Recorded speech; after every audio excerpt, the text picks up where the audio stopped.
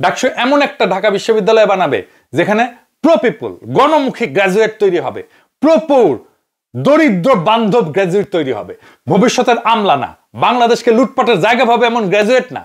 ঢাকা বিশ্ববিদ্যালয় দেখেন মরতে শেখায়, লড়তেও শেখায়, কিন্তু গড়তে শেখায় না। ঢাকা বিশ্ববিদ্যালয়কে সমৃদ্ধ বাংলাদেশ, গর্বের বাংলাদেশ গড়তে শেখাইতে হবে, এটাই ডাকসুর কাজ। শিক্ষার্থীদের আবাসন নাই, এটা বিশ্ববিদ্যালয়ের সমস্যা না। সমস্যা হতেছে সে মাথা উঁচু করে দাঁড়ানোর মতো অনেক গ্রাজুয়েট বানাইতে পারে না। ঢাকা বিশ্ববিদ্যালয়ের টাকা থাকলে, তার ফান্ডের জন্য সরকারের উপর নির্ভরশীল না হলে ছাত্রদের কোনো সমস্যাই তো সমস্যা না। টাকা দিয়ে যেই সমস্যার সমাধান করা যায় সেটা তো আসলে কোনো সমস্যা না। সমস্যা হচ্ছে আপনার দারিদ্র। আপনি প্রশ্ন করেন যে কেন আপনার দরিদ্র? কারণ আপনার ইন্টেলেকচুয়াল ক্যাপাসিটি নাই এমন বিশ্ববিদ্যালয়ের চিন্তা করা যা বাংলাদেশের ইন্টেলেকচুয়াল লিডারশিপ দিবে। হার্ভার্ড, ইয়েল বা স্ট্যানফোর্ড যদি অ্যালামনাইদের দেওয়া ফান্ডে চলতে পারে, তাহলে ঢাকা বিশ্ববিদ্যালয় কেন পারে না? কেন এখনো তাকে সরকারি দানের উপরে নির্ভর করতে হয়? তাহলে কি গ্র্যাজুয়েট তৈরি করলো এতদিন এই বিশ্ববিদ্যালয়? কেন পারলো না এমন গ্র্যাজুয়েট তৈরি করতে যারা নিজের বিশ্ববিদ্যালয়ের দায়িত্ব নিজেরাই নিতে পারে? কারণ ওই মনটা তৈরি হয় না। ছাত্রদের বাবা মায়েরা এই বিশ্ববিদ্যালয়ে চালানোর টাকা দেয়, সেই ছাত্রদের বাবা মায়ের রিপ্রেজেন্টেশন হইতেছে ডাকসু। ডাকসুকে তাই বাংলাদেশের সাধারণ মানুষের কণ্ঠস্বর হয়ে উঠতে হবে, এটাই ডাকসুর কাজ। তবে জুলাই গণ অভ্যুত্থান পরবর্তী সময়ে জাতি যেমন নতুন আশা এবং স্বপ্নের দ্বার প্রান্তে দাঁড়ায় আছে, তেমনি ঢাকা বিশ্ববিদ্যালয় এখন দাঁড়ায় আছে এক ঐতিহাসিক সন্ধিক্ষণে। সামনের ডাকসু নির্বাচন কেবল একটা ছাত্র সংসদ নির্বাচন না, এটা মূলত ঢাকা বিশ্ববিদ্যালয়কে দখলদারিত্ব, ফ্যাসিবাদ এবং দুর্নীতির শেকল থেকে মুক্ত করার এক সম্ভাবনাময় সূচনা। দেশবাসীর প্রত্যাশা হলো বিজয়ী শিক্ষার্থীরা যেন সত্যিকার অর্থে গণতন্ত্র, জবাবদিহিতা, মেধা, গবেষণা এবং ন্যায় বিচারের পক্ষে অবস্থান নেন। যেন তারা ঢাকা বিশ্ববিদ্যালয়কে আবারও একটি মুক্ত, স্বাধীন, মর্যাদাপূর্ণ বিশ্বমানের শিক্ষাঙ্গনে রূপান্তরিত করার সংগ্রামের নেতৃত্ব দেন। ঢাকা বিশ্ববিদ্যালয় মুক্ত হইলে কেবল একটা প্রতিষ্ঠান না, বরং গোটা জাতির চিন্তা, নেতৃত্ব, ভবিষ্যতের দিক নির্দেশনা মুক্ত হবে। সুতরাং ডাকসুর নবনির্বাচিত প্রতিনিধিদের কাছে দেশবাসীর একক প্রত্যাশা, ঢাকা বিশ্ববিদ্যালয়কে মুক্ত করেন, শুদ্ধ করেন এবং জাতির আশা আকাঙ্ক্ষার কেন্দ্রস্থল হিসেবে পুনর্গঠন করেন। আসসালামু আলাইকুম। দায় মোচনের নির্বাচন ডাকসু, এটা বলার একটা বিশেষ কারণ আছে। আমি বেশ 15 দিন আগে হবে আমি বলেছিলাম যে ছাত্র দলের যে প্রার্থী আবিদুর রহমান, আবিদ খান, তো সে এবং ছাত্র শিবিরের যে প্রার্থী সাদিক কায়েম, এই দুইজনই পছন্দের প্রার্থী। তাদের ব্যাপারে দুজনের জন্য শুভকামনা জানিয়েছিলাম। যাই হোক, সবশেষ এসে আমি 2 দিন আগে ব্যালট নাম্বার 22 সাদিক কায়েমের জন্য ভোট চেয়েছি। সে ভোট চাওয়ার পেছনের একটা উদ্দেশ্য বলেছে। আমি আগেই বলেছি যে ইদানিং বিরানী আলম সহ বিএনপির কিছু তথাকথিত স্বঘোষিত কিছু আপনার এই আছে, কি বলে, স্বঘোষিত অনলাইন অ্যাক্টিভিস্ট, ইনফ্লুয়েন্সার এরা আছে। এরা এসে এখন নিজেদেরকে আপনার বিএনপির অ্যাক্টিভিস্ট হিসেবে দাবি করছে। এর মধ্যে বিরানী আলম সবার উপরে। কয়েকদিন আগে টক শো করে তারপরে বলেছিল যে সে চেনে না, কি বলে, ওই যে তারেক রহমানকে নাকি সে চেনে না। ওই যে মনির হায়দার, সে পাশাপাশি বসে টক শো করছে, বলছে ওই যে লন্ডনে যেন কি থাকে, উনি কি বিএনপির চিনেই না, এরকম একটা ভাব ধরে তারপরে সে কথা বলছিল। যাই হোক, এখন এই যে লোকটা এই ইয়েটা করলো, তারা মানে এরকম 3-4 হাজার বিরানির এই খাওয়া, আপনার কি বলে, বিরানির কমিশন খাওয়া, এরকম যদি নাকি কিছু লোকজন থাকে, যে ব্যক্তির দোকানের বিরানি করে, সে ব্যক্তির ব্যাপারে আমি আসলে অত ভালো কিছু জানতাম না। ইদানিং আবার শুনলাম তার বিভিন্ন নারী কেলেঙ্কারি আছে। নারী কেলেঙ্কারি মানে নারী কর্মচারীদেরকে, তার 2-3টা বিরানির দোকান আছে এখানে, খলিল বিরানি নামে। সেখানে সেই নারীদেরকে হায়ার করে তাদের সাথে সে কুপ্রস্তাব দেয় এবং এরকম 2টা মেয়েও মানে কথা বলেছে আমার সাথে। তা আমি এটা নিয়ে কাজ করব কিনা আমি জানি না। আমি তাদেরকে বলেছি, ঠিক আছে, আপনারা এরকম আরো যদি কাউকে পান সেটা খুঁজে বের করেন। ছেলে পেয়েছি কয়েকজন যারা কিনা টাকা দেয় না। সে হায়ার করে ৩ সপ্তাহ, ৪ সপ্তাহ, ৫ সপ্তাহ এরকম টাকা দেন। এরপর ওরা এমনিতেই সরে যায়। এই টাইপের করে সে ব্যবসা করছে এখানে। ওইটার কমিশন নেয়। এই কারণে সে সাংবাদিকদের কমিশন-টমিশন দিয়া তারপরে একটু ঠান্ডা রাখে। এই Shahed Alam one of them. যাই হোক, এই ধরনের এই বিরানির দোকান থেকে কমিশন নেওয়া শাহেদদের আজকে বিএনপির প্রতি বিরাট দরদ হয়েছে। তারা সবসময় এখানে একটা আছে এই যে আপনার পরে ওই যে রেইনবো চশমা পরে তারপরে রাস্তায় ঘুরে এরপরে সে করে ওই যে টিকেট দেয়, গাড়িতে টিকেট দেয়। পুলিশের একটা এখানকার নিউ ইয়র্ক পুলিশের একটা আছে আপনার শাখা আছে, ওদেরকে ওই টিকেট দেওয়ায়। টিকেট নিয়ে তারপরে এদের মানে অস্ত্র-টস্ত্র কিছু দেয় না। টিকেট নিয়ে ঘুরে বিভিন্ন গাড়িতে টিকেট দেয়। তো সে ওই হেঁটেই তারপরে তার স্বভাব সুলভ ভঙ্গিতে সেই করে। তো এটা তার ব্যাপার, সে যেভাবে ভিডিও করে কি করে সেটা তার ব্যাপার। কিন্তু সারাটা দিন এদের কাজ হচ্ছে মানে এটা কিন্তু রাস্তার লেভেল। আমার সাথে এখানে ছবি তোলার জন্য ৩-৪ ঘন্টা বসা ছিল। এই টাইপের রাস্তার লেভেলের এগুলোরে বিএনপির পেজ-টেজ থেকে তাদেরকে প্রমোট করা হয়। তাদের নাম লিখে পোস্ট করা হয়। বিশাল আকারে বিএনপির অ্যাক্টিভিস্ট। বিরাট তাদের মানে অনু এই এই বিএনপির যেই গত ১৫ বছরে নাকি বিশাল তাদের প্রভাব এখানে খাটিয়েছে। কাজ করেছে বিএনপির জন্য। আমি জানি না কি করেছে। যাই হোক, এগুলোর নিয়ে তারা সারাটাক্ষণ শিবিরের বিরুদ্ধে, জামাতের বিরুদ্ধে, এরা পাকিস্তানি এই সেই এই গ্যাঞ্জাম লাগিয়েই রাখে। আমি সবসময় চেয়েছি এই ২ টা দলের ভেতরে একটা সুসম্পর্ক বজায় থাকুক। আজকে দেখেন, এই যে ডাকসু নির্বাচনটা ঢাকা বিশ্ববিদ্যালয়, এটা অশিক্ষিতদের জায়গা না তো। দেশের সবচাইতে মেধাবীরা এখানে জায়গা করে নেয়। সেই মেধাবীদের এখানে আপনি যদি নাকি টিকে থাকতে চান, আসলেই মানুষকে আকৃষ্ট করতে চান, ভাই কাজ করতে হবে। কথা বলে চাপাবাজি করে তো আপনি সেখানে করতে পারবেন না।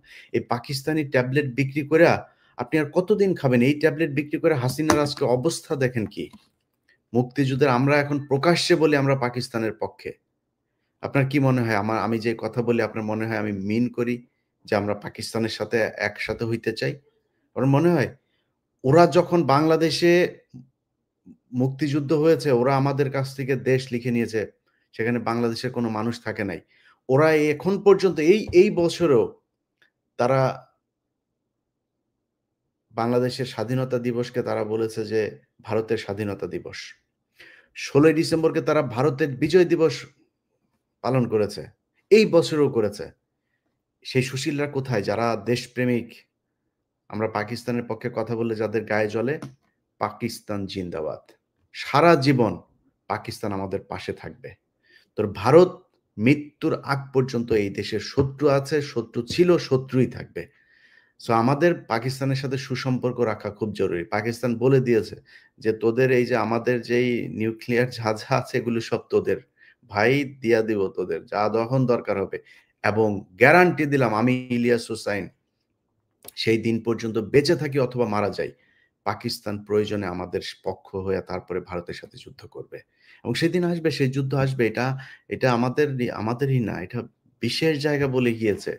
হইতেই হবে গাজওয়ে হিন্দ। সো আপনি এখন সেই একই বয়ান তৈরি করে আওয়ামী লীগের মতো আপনি এই শিবির মানে পাকিস্তানি, জামাত মানে পাকিস্তানি এগুলো বলে দেশকে আবার বিভক্ত করে সেই আওয়ামী লীগের অস্ত্র ব্যবহার করলে তো আমরা এটা মাইনে নিব না ভাই। আমারে আপনি মনে করবেন, আমারে চিনবেন না ভাই। আমারে আজকে মনে করবেন আমি বিএনপি করি, কালকে মনে হবে জামাত করি। আমারে চিনতে পারবেন না। কারণ আমি তো ভাই কারোর পক্ষে নাই। আমি আজকে আমার একটা প্রতিষ্ঠান আছে বাংলা এডিশন। এই বাংলা এডিশন দেখেন, আমি যা বলছি প্রকাশ্যে বলছি। আমি জামাতের আমির সাহেবকে নিজে বলেছি যে, "ভাই বাংলা এডিশন" একদম সেই শুরুতে বাংলা এডিশন শুরু করেছি। তো আমার তো আসলে টাকা পয়সা নেই। আমরা একটা ভালো কাজ করব। এখানে অর্থনৈতিকভাবে আপনাদের একটু সাপোর্ট লাগবে। যতটুকু পারেন আপনাদের বিভিন্ন প্রতিষ্ঠান নিয়মতান্ত্রিকভাবে যেভাবে বিজ্ঞাপন দেয়, দিয়েন। আজকে পর্যন্ত জামাত একটা ৪ আনা পয়সা দেয় নাই। ৪ আনা পয়সা আমার প্রতিষ্ঠানকে দেয়নি। এখন এটার জন্য আমি জামাতের বিপক্ষে মানে একটা ন্যায্য বিষয়কে কি আমি জামাতের বিপক্ষে বলব? যেটা ন্যায্য এটা আমাকে ন্যায্য বলতে হবে। বরং এই জামাতের আমিরের চাইতে তারেক রহমান আমার খোঁজ নিয়েছে বেশি। তার সাথে আমার যদি মানে ঘনিষ্ঠতা বলেন, আমিরের চাইতে এর সাথে আমার সম্পর্ক তারেক রহমানের সাথে অনেক বেশি। তা আমি এখন যদি একটা সত্য কথা, তারেক রহমান যদি তারেক রহমানের বিপক্ষে যায়, আমি সেটা বলব না? হইতেই পারে না, প্রশ্নই আসে না। সেই কারণে আমি বলেছি যে, ভাই দেখেন, সামনে নির্বাচন, এই ডাকসু নির্বাচন এটা কিছুই না। সামনে নির্বাচন, সেই নির্বাচনে যদি মনে করেন বিরানী আলমদেরকে দিয়েই আপনাদের হবে, তাহলে হোক, কোনো সমস্যা নাই। বিরানী আলমদেরকে দিয়েই চালান। তো যদি মনে করেন আমাদের প্রয়োজন আছে, তাইলে ভাই আমাদের আপনাদের কাছে ব্যক্তিগত কোনো চাওয়া পাওয়া কোনো কিছু নেই। কোনো অর্থনৈতিক সুবিধা দেওয়া লাগবে না ভাই। একটা জায়গায় ঠিক রাখতে হবে। এই দেশে বাংলাদেশ যে ১৯৭১ সালের যে ঘটনা, সেইখানে ইন্ডিয়া এবং আওয়ামী লীগের যে বয়ান, ওই ন্যারেটিভ থেকে বের হয়ে আসতে হবে। এগুলি শরীরের মধ্যে হিট করে। আপনি আমারে এই দেখেন কয়দিন আগে রফিকুল ইসলাম মাদানী ভাই আমারে নিয়া খুব জ্বালাময়ী বক্তব্য-টক্তব্য আলেমরা দিয়েছে, দেখেছেন না? আব্বাসী ভাই দিয়েছেন। কিছু বলেছে? ভাই এরা ভালো মানুষ। এদের কোনো জায়গায় একই চাওয়া, কিন্তু ডিরেকশন ভিন্ন। সে তার মতো করে চায়, আমি আমার মতো করে চাই। কিন্তু ভারতের প্রশ্নে আমরা সবাই এক। যে কারণে আমি তাদের কোনো জবাব দেই নাই। জীবনেও দিব না। রফিকুল ভাই যদি আমার ছবি নিয়া জুতা দিয়া পিটায় ভিডিও করে, তাও রফিকুল ভাইয়ের বিরুদ্ধে আমি কোনদিন একটা কথা বলব না। কারণ সে ভাই ভারত বিরোধী। আর কিছু দরকার নাই। সো তাদের বিরুদ্ধে আমারে লাগাইতে পারবে না। কিন্তু এই যে বিএনপি ছাত্রদলের যেই ক্যাম্পেইন করল গত কয়েকদিনে, ক্যাম্পেইনের মূল বক্তব্যই হচ্ছে আপনার পাকিস্তানি, পাকিস্তান। আরে ভাই, এটা তো আওয়ামী লীগের অস্ত্র। এই অস্ত্র আপনি ব্যবহার করছেন কেন? এর বাইরে অনেক কিছু আছে। এখন শেষ কিছু কথা বলি। আপনি আমি ধরেন এখন কিছুক্ষণ আমি আবিদের জন্য ভোট চাই। আচ্ছা আবিদ ভাই, আপনি বিএনপি করেন, ছাত্রদল করেন। আপনি সাদিকের কাছ থেকে জিততে চান। সাদিকের কাছ থেকে যদি জিততে চান, তাহলে সাদিকের চাইতে ভালো হইতে হবে আপনাকে। সাদিক যা করে তার চেয়ে ভালো কিছু করতে হবে। ছাত্রলীগ কি করেছে এই দেশে? ছাত্রলীগেরটা পরে আসি। সো আপনি সেটা কি করবেন তাদের চাইতে ভালো, সেটা আপনি ঠিক করেন।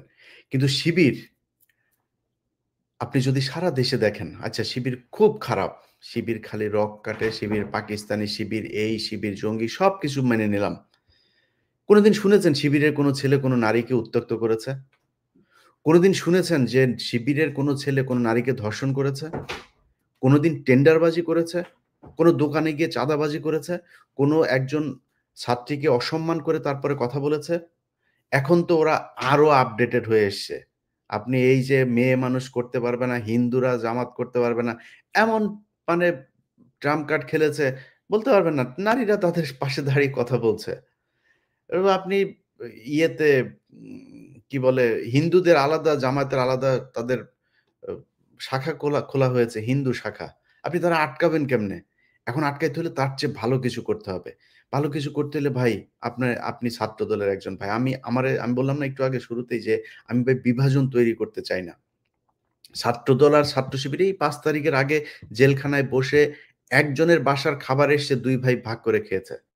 শিবিরের বাসা থেকে এসছে খাবার, ছাত্রদলের ভাই তার পাশে বসে সেই খাবার ভাগ করে। ছাত্রদলের বাসা থেকে এসছে, শিবিরের এরা ভাগ করে খেয়েছে। এক মুরগি নিয়ে গিয়েছে।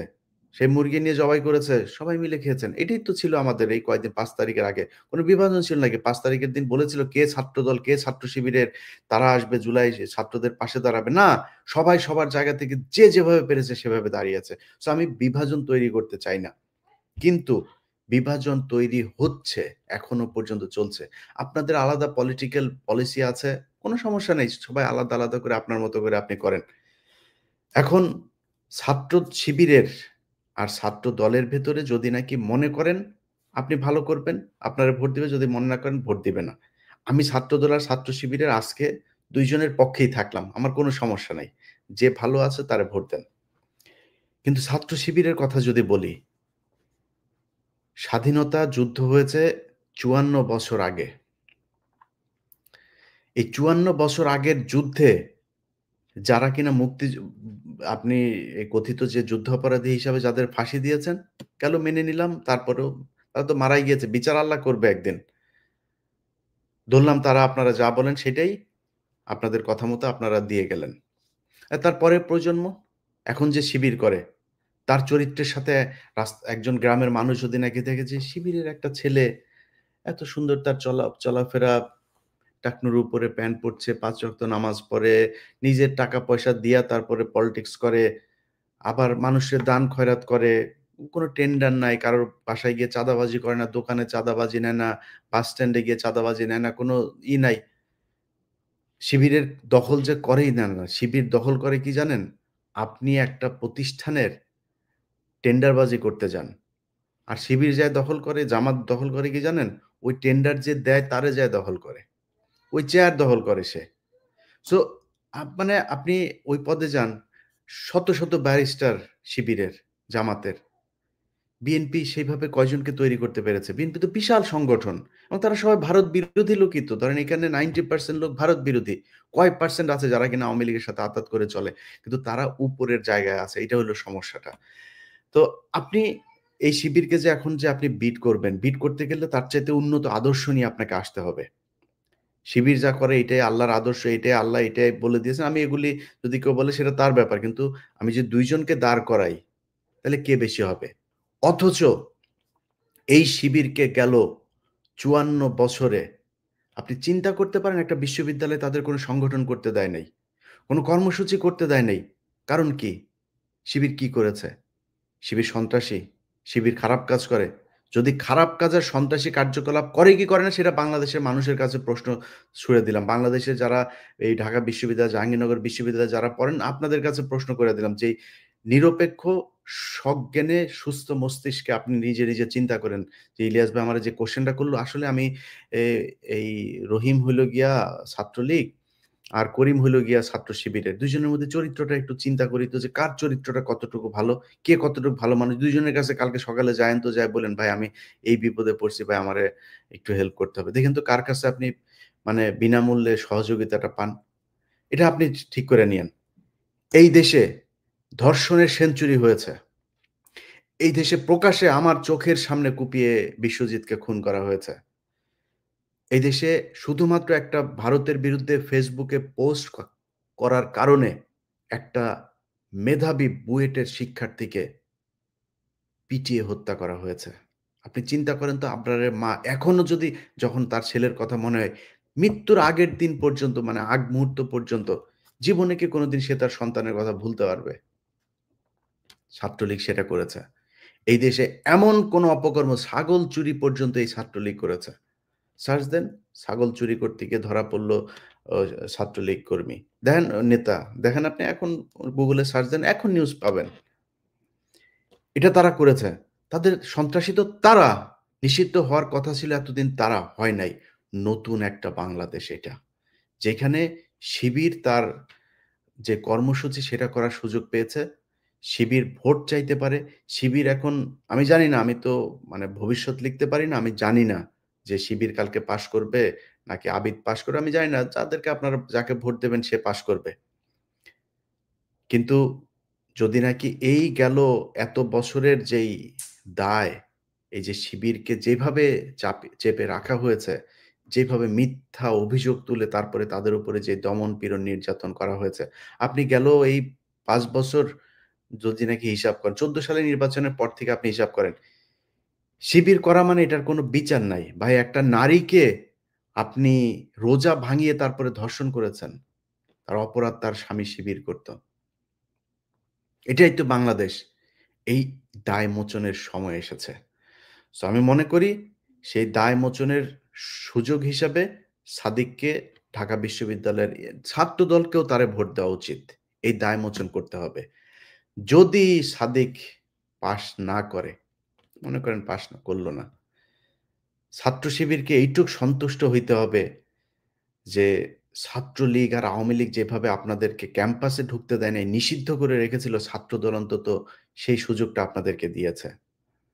অতএব এইটুক বাস্তবতা মেনে নেন, মেনে নিয়ে ধৈর্য ধরে আপনাদের ২ দলের ভেতরে যখন কিনা এই কম্পিটিশন চলবে, তখন আপনাদের এই দলে কিছু, ওই দলে কিছু ভাগ করে, করে এই ছাত্রলীগ এগুলো ঢুকবে। ঢুকার পরে দেখবেন আপনারা একটা কর্মসূচি দেবেন, সেই কর্মসূচিতে ও তো ছাত্রলীগ করে।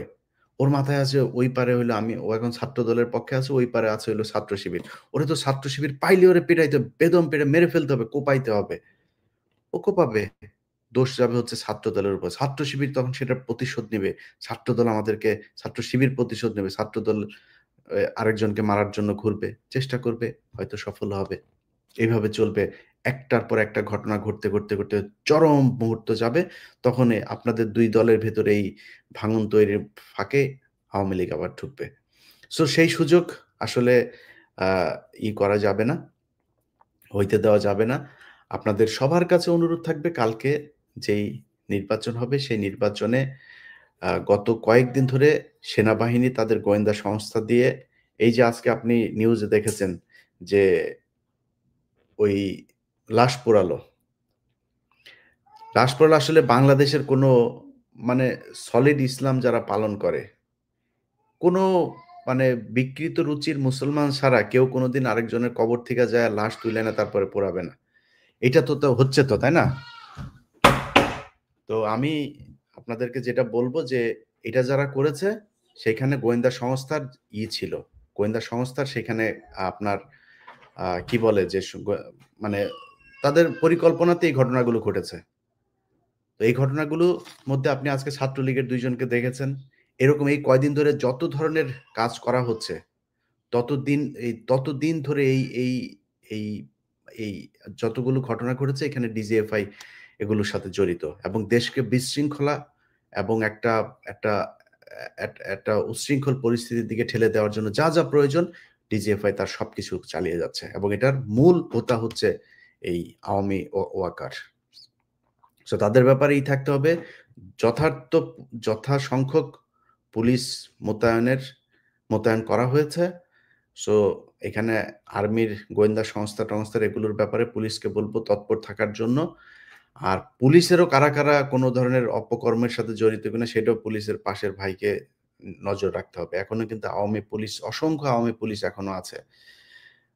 খোদা বক্স আর হচ্ছে আইজিপি ২ জনে মিলে এখন পর্যন্ত পুলিশের সেই রিফর্ম করতে পারে নাই। সেই পরিমাণে সংখ্যক যারা এতদিন চাকরি পায়নি তাদেরকে তারা চাইলে পুলিশে ঢুকাইতে পারত, ঢুকায় নাই। এখনো অনেক পুলিশ আছে তারা এই স্বৈরাচারের দোসর, স্বৈরাচারের হয়ে কাজ করেছে তারা আছে। যাই হোক তাদের ব্যাপারে রেখেন আপনাদের খেয়াল রেখেন। সুন্দর একটা নির্বাচন যেন হয়। যেই নির্বাচিত হোক তার প্রতি শুভকামনা থাকলো। আবারও বলছি সাদিক এবং আবিদ ২ জনের প্রতি শুভকামনা থাকলো। কারোর প্রতি কোনো ক্ষোভ নাই। আল্লাহর ওয়াস্তে বিএনপিকে বলবো, বিএনপির হাইকমান্ড আ সর্বোচ্চ হাইকমান্ডও বলেছেন যে আপনাদের মিটিং গুলোতেও বলা হয় যে আ ইলিয়াসের সমালোচনা সহ্য করতে হবে। আপনাদের সর্বোচ্চ ব্যক্তিও কিন্তু আপনাদেরকে এগুলো বলেছে। সো আপনাদের সেই মিটিং এর যারা ছিলেন তাদের মুখ থেকে শোনা কথা আপনারা আমার চেয়ে ভালো জানেন। সো আমরা ভাই যে সমালোচনা করি আমরা বিরানী আলমদের মতো বিতৃষ্ণা, বিরোধ, বিভক্তি তৈরি করার জন্য বলি না। আমরা যেটা বলি সেটা আপনাদের ভালোর জন্য বলি। আপনি যদি মনে করেন আজকে শিবিরের বিরুদ্ধে এই ৭১-৭১ দিয়া আপনি জিতে যাইতে পারবেন, তাইলে ভাই আওয়ামী লীগরা এই দেশ থেকে যাইতে হইতো না। বিএনপি যারা আছেন ছাত্রদলে যেই ব্যক্তি ছাত্রদল করেন তিনি আমার আ কথাগুলি মাথায় রাইখেন যে আমি যদি নাকি আপনাকে মানে উঠাইয়া দিতে চাই তারপরেও পারব না। যতদিন আপনার ভেতরের আপনার একটা পদ পাইতে গেলে কয় টাকা দিতে হয়, কি করতে হয় এগুলো আপনি আমার চেয়ে ভালো জানেন। আর শিবিরের একটা পদ পাইতে গেলে কি করতে হয়? ভাই শিবিরে আমি নিজে বলেছি যে আমরা সামনে নির্বাচনে যেইভাবেই হোক বিএনপিকে আসতে হবে ক্ষমতায়। বিএনপি কেন আসতে হবে? কারণ আমার এই মুহূর্তে ইসলামী কোনো দলকে এফোর্ড করার মতো সেই অবস্থা, সেই পরিস্থিতি বাংলাদেশে নাই। এটা যদি হয় বিদেশীদেরকে বোঝানো হবে যে এই যে সে জঙ্গি-টঙ্গি সব এরা ইসলামী দল ঢুকে গিয়েছে। বিএনপি আসুক, তারপরের বার বিএনপি ভুল করবে, অনেক ভুল হবে। এই দেশের মানুষের প্রত্যাশার শেষ নাই। প্রত্যাশা পূরণ করতে পারবে না। না পারলে কি হবে পরের বার জামাত আসুক, আমার কোনো সমস্যা নাই। এবার চেয়েছি আমি। সো আপনাদের আমি চাই আসেন। কিন্তু ভাই সমস্যার সমাধান করতে হবে। জামাতের একটা কাউন্সিল হয়, সেখানে কেন মারামারি হয় না? চেয়ার ছোড়াছুড়ি হয় না কেন? পদ নিয়ে কেন কখনো কাড়াকাড়ি হয় না? তার কেন টেন্ডারবাজি করতে হয় না? সে কেন নিজের পকেটে টাকা দিয়া রাজনীতি করে? এই জিনিসগুলি আপনাকে প্র্যাকটিস করতে হবে। সো এটা যদি প্র্যাকটিস করেন, আপনি আমার অনেক পছন্দের দল। আপনারা ভালো করবেন, আপনারা ক্ষমতায় আসবেন, কোনো সমস্যা নাই। সেটা তো করতে হবে ভাই। আপনার যদি এখন এই পদ পাইতে গেলে যদি নাকি রাকিব সাহেবকে পয়সা দিয়া রাকিব সাহেবকে নাড়ি দিয়া খুশি কইরা তারপরে পদ পাইতে হয়। তো সমস্যা। এইভাবে তো আপনি একটা দলকে ভালো জিনিস পাবেন না তো। তখন আপনি যখন টাকা দিয়ে তার কাছ থেকে পদ নিবেন, আপনি তো টাকা কামাবেন, টাকা পাবেন কোথায়? চাঁদাবাজি করবেন, টেম্পো স্ট্যান্ডে, বাস স্ট্যান্ডে যা, যা বলা হয় আপনাদের বিরুদ্ধে, এগুলো তো হচ্ছে। আমরা স্বীকার করি আর না করি, আমরা বলি আর না বলি, এগুলি হচ্ছে, মানুষ দেখছে। আপনার একটা জেলার মধ্যে ৩টা ৪টা মানে পক্ষ, কোনো না কোনো পক্ষ করছে চাঁদাবাজি, বিএনপির নামেই করছে। তারেক রহমানের কাছে খবর যাওয়ার সাথে, সাথে সে করছে। আপনি দেখেন চাঁদপুরের ঘটনা ঘটলো। আমার বাংলা এডিশনের ক্যামেরা নিয়ে গেল। তারপরে সেটা নিয়ে মানিক ভাই, চাঁদপুরের জেলা সভাপতি, সে আমারে বলল যে, "ভাই আমরা এখনই ব্যবস্থা নিচ্ছি এই সেই।" কোনো ব্যবস্থা নেয় নাই। কোনো ব্যবস্থা নেই। মামলা হয়েছে। ওসিরে দিয়ে, যে ওসির বিরুদ্ধে অভিযোগ, সেই ওসিরে দিয়ে আসামি ধরানো যাবে। একজনও ধরে নাই। চাঁদপুরের এসপি সাহেব বললেন, "ভাই আমরা অভিযান চালাচ্ছি। It's been 7 days." হয় নাই, কিছুই হয় নাই। তো এগুলি শয়তানি। এখন কইরা শুধুমাত্র আপনার বরখাস্ত-টরখাস্ত, লন্ডনে খবর যাচ্ছে, গেলেই তিনি বরখাস্ত কইরা দিচ্ছেন। বরখাস্ত কইরা হচ্ছে না তো, কাজ হচ্ছে না। কারণ আপনাদের সংখ্যাটা এত বেশি। এই পলিসি থেকে বের হইতে হবে। সিস্টেম যদি চেঞ্জ না করেন, তাহলে তো আপনি টাকা দিয়া রাজনীতি করতে পারবেন না। শিবির, জামাত টাকা, পকেটের টাকা দিয়ে একজন রোকনকে তার ইনকামের 5% একদম অটোমেটিক তার ব্যাংক থেকে তো ওইখানে তারে দিয়ে দিতে হয়। সে যদি সরকারি বেতন পায় ৫০,০০০, তার ওইখানে ৫% দিয়ে দিতে হয়। তা এটা করে রাজনীতি কেন করে? এটা আপনাদের খুঁজে বার করতে হবে। যে তাদের এই আচরণ কেন? তাদের কেন সমাবেশে মারামারি হয় না? তাদের কাউন্সিলে কেন একজন পদ পেলে সে কান্না করে? আর আপনাদের পদ পায় নাই দেইখা তারপরে মারামারি করে। এটা কেন? এটা তাদের কাছে শিখেন। সমস্যা নেই তো। ভালো জিনিস শিখতে তো সমস্যা নাই। ২ জনের প্রতি শুভকামনা থাকলো। সবাই ভালো থাকেন। জুলাই আগস্টের বর্ষা বিপ্লবের মতো যুগান্তকারী ঘটনার পরেও বর্তমানে ঢাকা বিশ্ববিদ্যালয়ে যে অবস্থা দাঁড়ায় আছে তা বিস্ময়কর। এর শিক্ষক, কর্মকর্তা, কর্মচারীদের মধ্যে ফ্যাসিবাদী আওয়ামী বাকশালী প্রবণতা এখনো প্রবলভাবে আছে। খুনি হাসিনার ১৫ বছরে ওই সমস্ত পদগুলোতে নিয়োগকৃতদের দখল থেকে এই বিশ্ববিদ্যালয়কে মুক্ত করার কোনো উদ্যোগ গ্রহণ করা হয়নি। ফ্যাসিস্টদের দীর্ঘ শাসনামলে এইখানকার ভয়ঙ্কর আওয়ামী প্রশাসন, শিক্ষক সমিতি, ছাত্রলীগ মিলে কেবল শিক্ষার্থীদের নিগ্রহ করেই বসে থাকেনি, তারা এই দুঃশাসন এবং গোটা দেশ সাধারণ মানুষের উপরে অবাধ নিগ্রহ, গুম, খুন, চাঁদাবাজির পক্ষে নানা বয়ান এবং সম্মতি উৎপাদন করছে। এই বাকশালী শিক্ষকেরা প্রবল চাটুকারিতার মাধ্যমে খুনি হাসিনাকে চূড়ান্ত ফ্যাসিস্ট হয়ে উঠতে সব ধরনের সাহায্য সহযোগিতা করছে। এই ধরনের টিচারদের কাছ থেকে শিক্ষার্থীদের অসভ্যতা, বেইনসাফি এবং পদলেহন ছাড়া আর কিছু শেখার কি আছে? নাই তো। দেশবাসীর চোখের সামনে দিবালোকে বছরের পর বছর ধরে এমন সমস্ত অপকর্ম উন্মোচিত হওয়ার পরেও এইসব দুর্বৃত্তকে কেন রাষ্ট্রের অর্থে পালতে হবে? কোনো কারণ নাই। কিন্তু ঢাকা বিশ্ববিদ্যালয় ক্যাম্পাসের হলগুলো ছিল হাসিনার ক্যান্টনমেন্ট, নির্যাতন কেন্দ্র, আর সাধারণ ছাত্রছাত্রীদের জন্য এগুলো ছিল বন্দি শিবির, নির্যাতনের কেন্দ্র, কনসেন্ট্রেশন ক্যাম্প। বিরোধী চিন্তা লালনকারী শিক্ষার্থীদের অমানসিক নিগ্রহ করার দায়িত্ব ছিল ছাত্রলীগের উপর। ছাত্রলীগের গুন্ডারা সবচেয়ে বেশি সহযোগিতা পাইছে হলে প্রভোস্ট এবং হাউস টিউটরদের কাছ থেকে। তারা এখন আছে না ঢাকা বিশ্ববিদ্যালয়ে? সবাই আছে।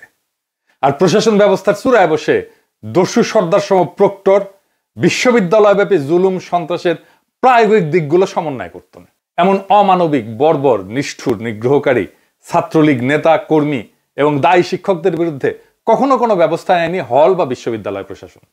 তবে খুব অল্প কিছু ঘটনায় ভয়াবহ নির্যাতনের খবর দেশব্যাপী ছড়ায় পড়লে জন অসন্তোষ সামলাইতে বিশ্ববিদ্যালয় প্রশাসনকে কয়েকটা ক্ষেত্রে জুলুমবাজদের বিরুদ্ধে লোক দেখানো ব্যবস্থা গ্রহণ করতে দেখা গেছে। এই সমস্ত শাস্তির মেয়াদ ছিল খুবই সামান্য, ৩ বা ৪ মাসের জন্য কোন ছাত্রলীগ নেতা বা কমিটির কার্যক্রম স্থগিত করা, এর বেশি কিছু না। কিন্তু বাস্তবে নিগ্রহকারী এই সমস্ত অপরাধীদের কোনোদিন হল ছাড়তে হয়নি। ২৪ জুলাই আগস্ট বিপ্লবের আগে এই সমস্ত ডাকাত প্রকৃতির প্রভোস্ট এবং হাউস টিউটরদের সক্রিয় দলবাজির কারণে ছাত্রলীগের অপরাধীরা নিরাপদে এবং নির্বিঘ্নে দীর্ঘ ১৫ বছর শিক্ষার্থীদের উপরে দুঃশাসনের রাজত্ব জারি রাখতে পারছে। ২০০৯ সালে আওয়ামী লীগ ক্ষমতায় আসার পর থেকে সাধারণ শিক্ষার্থীদের কিছু সংখ্যককে ইসলামী জঙ্গি বলে অপবাদ দিয়া জুলুম এবং নতুনদের উপরে র্যাগিং এবং গেস্টরুম নিগ্রহ বেড়ে যায়। ২০১৮ কোটা সংস্কার আন্দোলন চলাকালে বিভিন্ন হলে আন্দোলনকারী শিক্ষার্থীদের উপরে হামলা চালায় এই গুন্ডারা। শহীদ সার্জেন্ট জহুরুল হক হল সহ বিভিন্ন হলে শিক্ষার্থীদের মারধর করে তাদের শিবির, ছাত্রদল সহ নানা মিথ্যা অভিযোগ দিয়া পুলিশের হাতে তুলে দেওয়া হয়। ২০১৯ সালে ডাকসু নির্বাচনের সময় হলগুলোতে শিক্ষার্থীদের ভোটদানে বাধা দেওয়া এবং ব্যাপকভাবে সাধারণ শিক্ষার্থীদের মারধরের ঘটনা ঘটে। ডাকসু এমন একটা ঢাকা বিশ্ববিদ্যালয় বানাবে যেখানে প্রো পিপল, গণমুখী গ্র্যাজুয়েট তৈরি হবে, প্রপৌর দরিদ্র বান্ধব গ্র্যাজুয়েট তৈরি হবে। ভবিষ্যতের আমলা না, বাংলাদেশকে লুটপাটের জায়গা ভাবে এমন গ্র্যাজুয়েট না। ঢাকা বিশ্ববিদ্যালয়ে দেখেন মরতে শেখায়, লড়তেও শেখায়, কিন্তু গড়তে শেখায় না। ঢাকা বিশ্ববিদ্যালয়কে সমৃদ্ধ বাংলাদেশ, গর্বের বাংলাদেশ গড়তে শেখাইতে হবে, এটাই ডাকসুর কাজ। শিক্ষার্থীদের আবাসন নাই, এটা বিশ্ববিদ্যালয়ের সমস্যা না। সমস্যা হতেছে সে মাথা উঁচু করে দাঁড়ানোর মতো অনেক গ্র্যাজুয়েট বানাইতে পারে না। ঢাকা বিশ্ববিদ্যালয়ের টাকা থাকলে, তার ফান্ডের জন্য সরকারের উপর নির্ভরশীল না হলে ছাত্রদের কোনো সমস্যাই তো সমস্যা না। টাকা দিয়ে যেই সমস্যার সমাধান করা যায় সেটা তো আসলে কোনো সমস্যা না। সমস্যা হচ্ছে আপনার দারিদ্র। আপনি প্রশ্ন করেন যে কেন আপনার দরিদ্র? কারণ আপনার ইন্টেলেকচুয়াল ক্যাপাসিটি নাই এমন বিশ্ববিদ্যালয়ের চিন্তা করা যা বাংলাদেশের ইন্টেলেকচুয়াল লিডারশিপ দিবে। হার্ভার্ড, ইয়েল বা স্ট্যানফোর্ড যদি অ্যালামনাইদের দেওয়া ফান্ডে চলতে পারে, তাহলে ঢাকা বিশ্ববিদ্যালয় কেন পারে না? কেন এখনো তাকে সরকারি দানের উপরে নির্ভর করতে হয়? তাহলে কি গ্র্যাজুয়েট তৈরি করলো এতদিন এই বিশ্ববিদ্যালয়? কেন পারলো না এমন গ্র্যাজুয়েট তৈরি করতে যারা নিজের বিশ্ববিদ্যালয়ের দায়িত্ব নিজেরাই নিতে পারে? কারণ ওই মনটা তৈরি হয় না। ছাত্রদের বাবা মায়েরা এই বিশ্ববিদ্যালয়ে চালানোর টাকা দেয়, সেই ছাত্রদের বাবা মায়ের রিপ্রেজেন্টেশন হইতেছে ডাকসু। ডাকসুকে তাই বাংলাদেশের সাধারণ মানুষের কণ্ঠস্বর হয়ে উঠতে হবে, এটাই ডাকসুর কাজ। তবে জুলাই গণ অভ্যুত্থান পরবর্তী সময়ে জাতি যেমন নতুন আশা এবং স্বপ্নের দ্বার প্রান্তে দাঁড়ায় আছে, তেমনি ঢাকা বিশ্ববিদ্যালয় এখন দাঁড়ায় আছে এক ঐতিহাসিক সন্ধিক্ষণে। সামনের ডাকসু নির্বাচন কেবল একটা ছাত্র সংসদ নির্বাচন না, এটা মূলত ঢাকা বিশ্ববিদ্যালয়কে দখলদারিত্ব, ফ্যাসিবাদ এবং দুর্নীতির শেকল থেকে মুক্ত করার এক সম্ভাবনাময় সূচনা। দেশবাসীর প্রত্যাশা হলো বিজয়ী শিক্ষার্থীরা যেন সত্যিকার অর্থে গণতন্ত্র, জবাবদিহিতা, মেধা, গবেষণা এবং ন্যায় বিচারের পক্ষে অবস্থান নেন। যেন তারা ঢাকা বিশ্ববিদ্যালয়কে আবারও একটি মুক্ত, স্বাধীন, মর্যাদাপূর্ণ বিশ্বমানের শিক্ষাঙ্গনে রূপান্তরিত করার সংগ্রামের নেতৃত্ব দেন। ঢাকা বিশ্ববিদ্যালয় মুক্ত হইলে কেবল একটা প্রতিষ্ঠান না, বরং গোটা জাতির চিন্তা, নেতৃত্ব, ভবিষ্যতের দিক নির্দেশনা মুক্ত হবে। সুতরাং ডাকসুর নবনির্বাচিত প্রতিনিধিদের কাছে দেশবাসীর একক প্রত্যাশা, ঢাকা বিশ্ববিদ্যালয়কে মুক্ত করেন, শুদ্ধ করেন এবং জাতির আশা আকাঙ্ক্ষার কেন্দ্রস্থল হিসেবে পুনর্গঠন করেন।